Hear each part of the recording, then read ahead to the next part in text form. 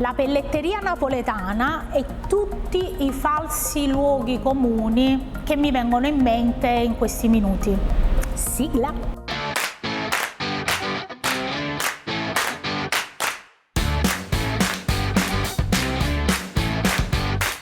Il bello delle borse originali è che puoi esibirle, compra sempre originale. Io sono Ornella Uzzino, quello che hai sentito è il mio motto che utilizzo molto, anzi sempre, su tutti i social e nei video su YouTube. Produco borse conto terzi a Napoli e mi piace raccontare tutto quello che c'è dietro alla pelletteria napoletana, ma made in Italy in generale. Però io sono patriottica e quindi patriottica deve essere, insomma sono un po' campanilista e quindi mi sopporterai se non mi conosci. Se mi conosci già mi sopporti da un po' e quindi così. Stavo guardando questo bellissimo regalo che mi è stato fatto a Natale e mi è venuta in mente questa cosa e te la volevo far vedere perché noi a Napoli siamo così, siamo un mix di sacro e profano insieme e questo funziona in qualsiasi ambito. Perché ti dico di sacro e profano? Perché questa artista che è fighissima ovviamente ha fatto un'iconografia di San Gennaro, che San Gennaro pensaci tu perché il coronavirus se ne dai, diciamo, e noi napoletani siamo estremamente devoti a questo santo che fa insomma, che si speri continui a fare il miracolo della liquefazione del sangue e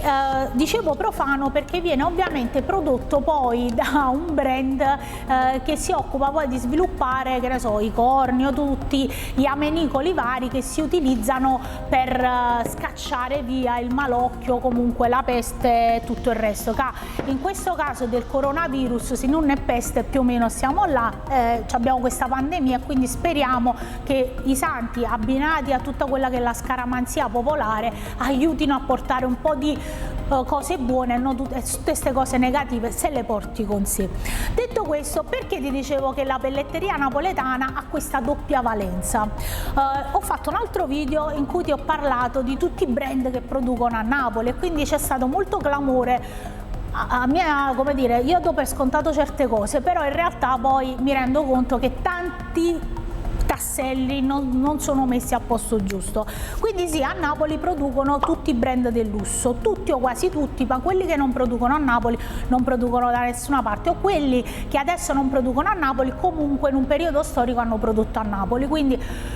giusto per specificare, perché poi diciamo tutti, poi dobbiamo essere puntuali e precisi perché la gente ci tiene, quindi eccetera eccetera. Tornando ai luoghi comuni, uno dei primi luoghi comuni che viene accostato alla pelletteria napoletana e con cui sono stata additata io per anni è: che lavoro fai? Io produco borse a Napoli, false originali, come se fosse, diciamo, cioè perché se uno va a Verona e uno fa le borse tu non glielo domandi, io glielo domandi a Napoli. Perché questo? Perché una cosa che non si percepisce è che noi a Napoli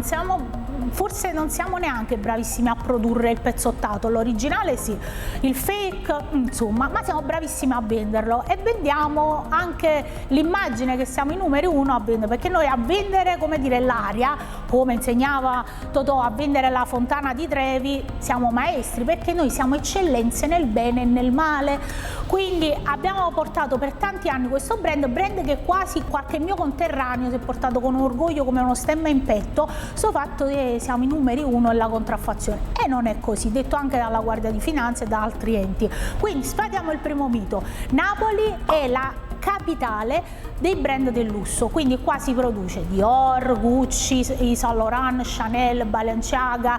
vediamo se li sai tutti a memoria, me li metti tutti quanti qua sotto, vediamo quali brand sai che producono e facciamo questa gara così. Altro luogo comune è che tutte le fabbriche a Napoli sono illegali e quindi che noi che viviamo nei sottoscala, perché purtroppo io adoro Saviano, quindi leggo i suoi libri, ho visto le sue serie TV, quindi Roberto, la faccia mia sotto i piedi tuoi, ma spero un giorno di farti venire in azienda da me e farti vedere che non ci sta né la gente nei sottoscala, in azienda da me e mio marito, né picchiamo la gente, né li sfruttiamo e né tantomeno abbiamo la gente del sistema fuori che ci viene a dire quanto dobbiamo essere pagati. Quindi sfatiamo un altro mito: non tutte le fabbriche, cioè c'è una minoranza che è illegale, ci stanno in tutta Italia, purtroppo l'illegalità è un sistema completamente, diciamo, come dire, evidente in tanti comparti italiani. No, a Napoli ci sono tante fabbriche che sembrano degli ospedali, tante fabbriche che fanno attenzione all'estetica, al macchinario più tecnologico, che trattano bene gli operai, che cercano di farli crescere, che fanno formazione interna. Quindi sfatiamo il secondo mito, non lavoriamo tutti noi sottoscala e così via. Terzo mito, i brand vengono a Napoli per risparmiare, perché siete cinesi dell'Italia. Allora, questa mi sembra un po' una canzoncina creata ad arte da concorrenti che poco sapevano dire di diverso da sta cosa qua, e non me ne voglia, non voglio citare le regionalità di queste cose, però è vero che qui c'è come dire, gli affitti sono molto più bassi, anche se paghiamo le tasse più alte rispetto ad altre regioni, abbiamo una burocrazia molto più ampia. Abbiamo, dico per dire, per fare una richiesta delle emissioni in atmosfera facciamo molte più pratiche di quante se ne fanno in Toscana, perché la Campania, poiché c'è questa questione della terra dei fuochi, reale, problematica, e però esistono pure in altre regioni purtroppo, abbiamo un problema e abbiamo un livello di allerta da parte dell'ARPAC molto più alto, quindi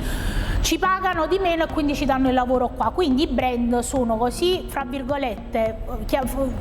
come dire, facciamo finta che il brand è una persona, il brand è così idiota che pur di farsi fare la roba sotto costo si fa fare la roba da chiunque senza controllare, poi viene da te invece si fa fare la roba in regola, cioè il senso. Quindi come dire, siamo bravi, siamo tutti italiani, abbiamo aziende attrezzate, passiamo tantissime ore, abbiamo un livello di problem solving alto e quindi i brand ci danno il lavoro per questo, oppure sono idioti e vengono qua solo per risparmiare. Quindi insomma a te la scelta di quale delle due opzioni. A, sono idioti, B, sono intelligenti, sappiamo lavorare, quindi vengono a Napoli a produrre per questo. Non so, insomma, lanciamo questo sondaggio. Altro luogo comune, ovviamente io te ne dico così, poi nulla esclude che ci facciamo qualche altro video, anche se tu hai delle curiosità e dici a me mi hanno sempre detto questo di Napoli, tu me lo scrivi, io ci faccio altri video su sta cosa, cerchiamo di rispondere un po' a tutti quanti. Altro luogo comune, che noi siamo tutti soggetti, come dire, siamo tutti legati alla questione del pizzo, l'estorsione e tutto il resto. No. Fortunatamente poi sui territori esistono l'anti-racket, ma come esiste in altre parti d'Italia, e non è vero che se tu sei un brand che viene da New York devi pagare l'estorsione per venire a Napoli, non è così. Quindi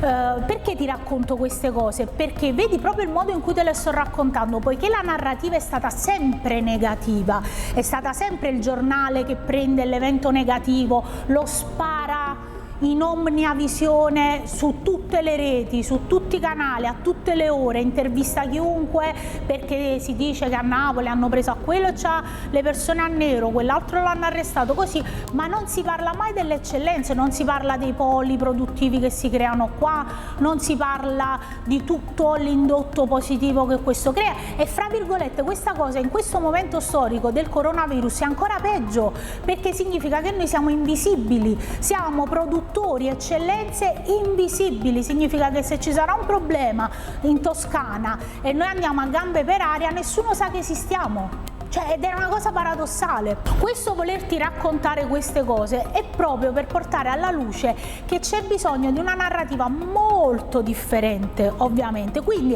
i luoghi comuni che ti ho citato sono uno dei danni maggiori che si può fare al settore. Poi è ovvio che, come dire,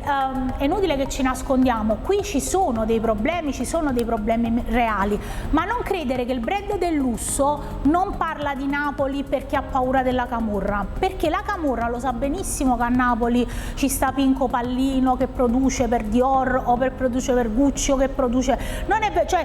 quando tu parli di Camorra, quando parli di sistema, o perché io lo parlo perché lo vivo, i territori fra virgolette sono presidiati da questa gente, quindi questa gente sa che Arzano, Casandrino, Frattamaggiore, Carinaro,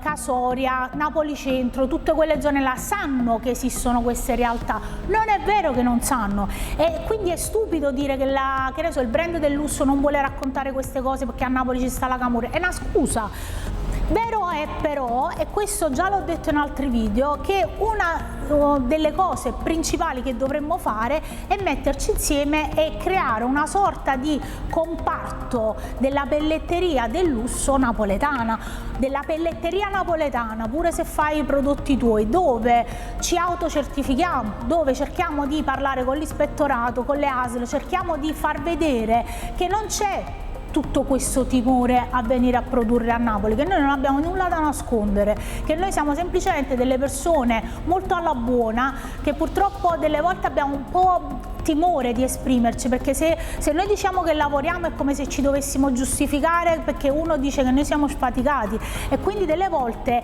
è umiliante dover stare sui social o da altre parti a giustificarsi perché uno lavora e a dover dire cose che tu non diresti mai ad un toscano, a un veneto, ma perché stai in fabbrica o tu c'hai la fabbrica illegale, vogliamo andare a vedere l'elusione, il lavoro in nero o tutte quelle cose, o tutti questi dati, in quali regioni sono maggiormente,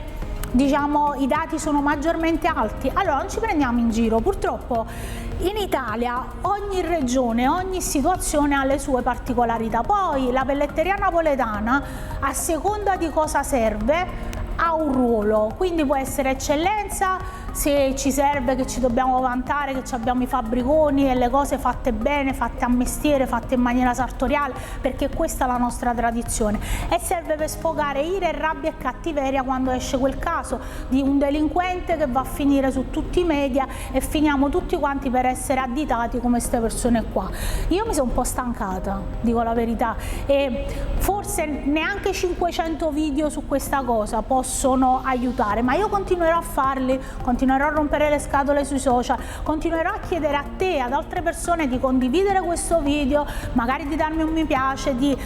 condividere anche un pensiero su questa cosa, perché è fondamentale esporsi e dare una mano anche ad una questione che sembra non appartenerci da vicino, perché il lavoro è lavoro, va rispettato, e noi che facciamo le borse, le scarpe, i portafogli, le cinture, tutta la pelletteria a Napoli andiamo rispettati, perché anche grazie a noi le grandi case di moda fanno margine e grazie a loro noi abbiamo un grande indotto. È un rapporto reciproco di amore e si spera che in futuro di odio non se ne parli più. Io tifo per Napoli, io dico sempre forza pelletteria napoletana, e noi ci vediamo al prossimo video. Ciao!